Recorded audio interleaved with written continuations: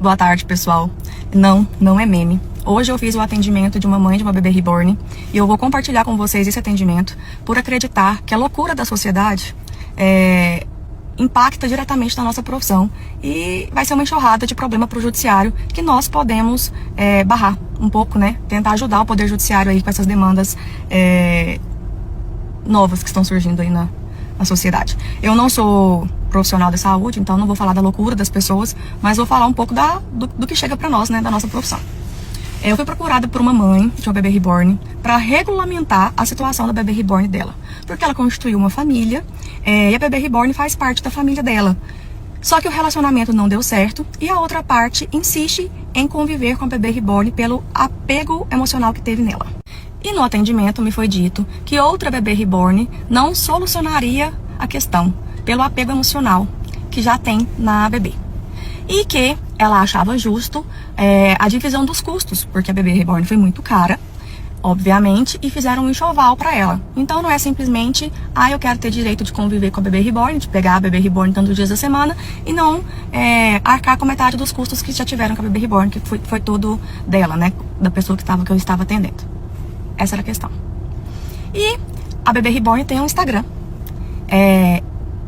que a outra parte também deseja ser administradora do Instagram da bebê reborn, porque o Instagram já está rendendo monetização, né, publicidade, sei lá. O Instagram está crescendo bastante, então o Instagram também deveria ser das duas pessoas.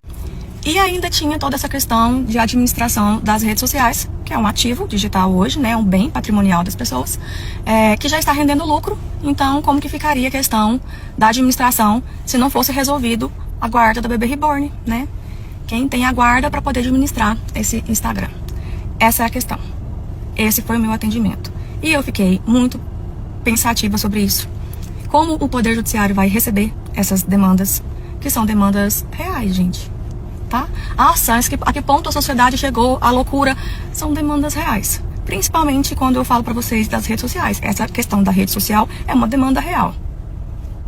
E que mexeu bastante assim com o meu pensamento profissional. E eu queria dividir com vocês essa questão também.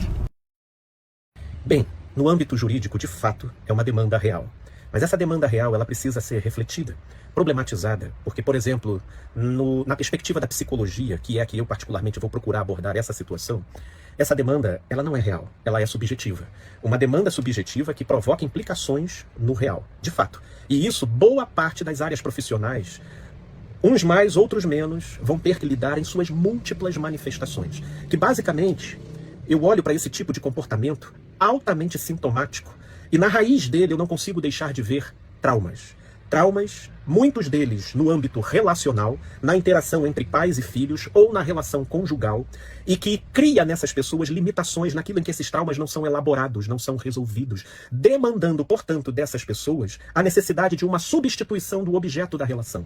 Como a pessoa real para elas é gatilho de inúmeros sentimentos e processos negativos e desconfortáveis dentro delas, ao mesmo tempo como que o aparelho psíquico delas demanda delas a busca por essa troca, pela obtenção desse tipo de interação, estabelecem sobre elas esse tipo de carência.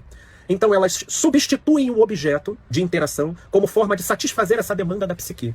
E é assim que pessoas trocam relações reais com pessoas, numa relação com pets, com animais. É assim que pessoas trocam potenciais de relação profunda, com uma multiplicidade de relações através de aplicativos de relacionamento. E é assim que o tal bebê reborn tem como objeto de captação, de projeção psíquica das pessoas, servido como objeto projetivo para pessoas que buscam expressar esse tipo de afeto paterno e materno.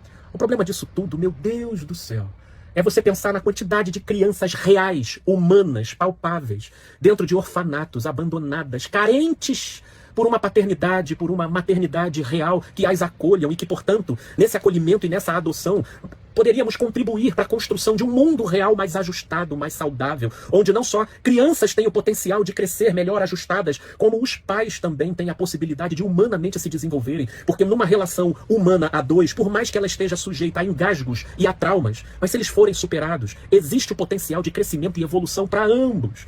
Todavia, Quando por intermédio de um recurso defensivo psicológico, ainda que primitivo, a pessoa ao invés de resolver as suas questões para então seguir em frente com relações ajustadas e reais, mas ela substitui o objeto por um objeto artificial, então ela entra numa masturbação experiencial, onde ela até entra em contato com os seus afetos, tem a garantia de não se machucar mais, mas ela também não cresce. E por quê? Porque é uma interação apenas dela para com a sua própria imaginação, e o objeto é um mero objeto de projeção. E é nessa direção que vai se concretizando o esfriamento do amor. Sim, por mais que estejamos falando de afeto, de carinho, mas o que esse mundo precisa e carece é do amadurecimento que decorre do amor real na relação entre humanos. Mas quando ele é desperdiçado na direção de coisas e de objetos, a gente pode estar falando de carinho, de cuidado, de acolhimento, de empatia, que nós estaremos, no final das contas, falando sobre um desperdício afetivo, onde nada melhora, ninguém cresce, apenas alguns se resguardam de não se machucar do modo como se machucaram no passado. Mas também, no final das contas, os traumas permanecem e as almas e as interioridades vão ficando engessadas num infantilismo incurável.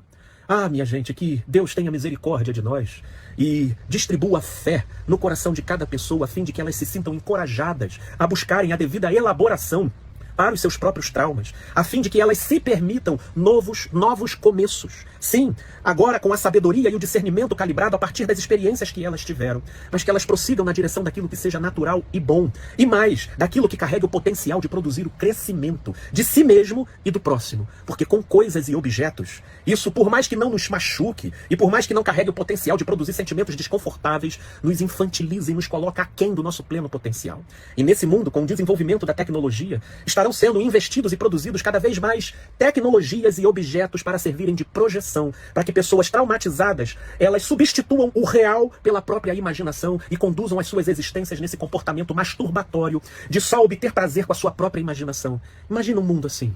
Meu Deus, tem misericórdia de nós e aqueça o nosso coração com amor. Não deixe que os traumas nos esfriem ao tal ponto de modo a nos alienar na relação com coisas e que a gente perca a essência da vida. É para pensar, gente boa, paz e luz, meus amigos e amigas.